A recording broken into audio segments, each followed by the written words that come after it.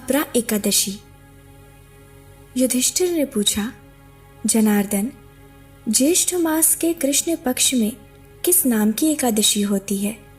मैं उसका महात्म्य सुनना चाहता हूँ, उसे बताने की कृपा कीजिए। भगवान श्री कृष्ण बोले, राजन, आपने संपूर्ण लोकों के हित के लिए बहुत उत्तम बात पूछी है। राजेंद्र, ज्येष्ठ मास के कृष्ण पक्ष की एकादशी का नाम अपरा है। यह बहुत पुण्य प्रदान करने वाली और बड़े बड़े पातकों का नाश करने वाली है।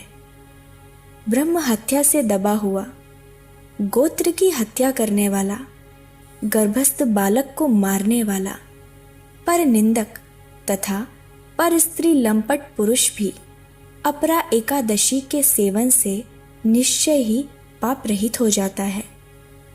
जो झूठी गवाही देता है, माप तौल में धोखा देता है, बिना जाने ही नक्षत्रों की गणना करता है और कूटनीति से आयुर्वेद का ज्ञाता बनकर वैद्य का काम करता है, ये सब नरक में निवास करने वाले प्राणी हैं। परंतु अपरा एकादशी के सेवन से ये भी पाप रहित हो जाते हैं। यदि कोई क्षत्रिय अपने शास्त्र धर्म का परित्याग करके युद्ध से भागता है तो वह क्षत्रियोचित धर्म से भ्रष्ट होने के कारण घोर नरक में पड़ता है। जो शिष्य विद्या प्राप्त करके स्वयं ही गुरु निंदा करता है, वह भी महापातकों से युक्त होकर भयंकर नरक में गिरता है। किंतु अपरा एकादशी के सेवन से ऐसे मनुष्य भी सद्गति को प्राप्त होते हैं।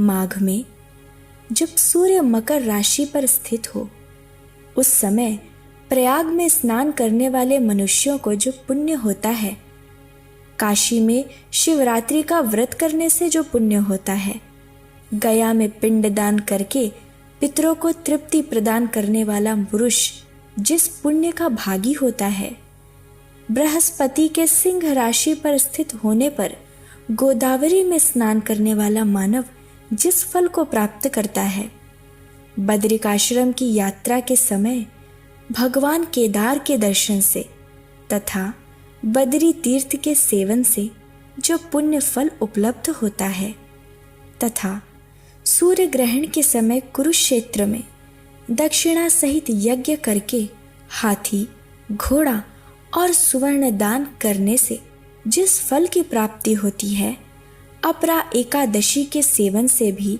मनुष्य वैसे ही फल को प्राप्त करता है। अपरा को उपवास करके भगवान वामन की पूजा करने से मनुष्य सब पापों से मुक्त होकर श्री विष्णु लोक में प्रतिष्ठित होता है। इसको पढ़ने और सुनने से सहस्त्र गौदान का फल मिलता है।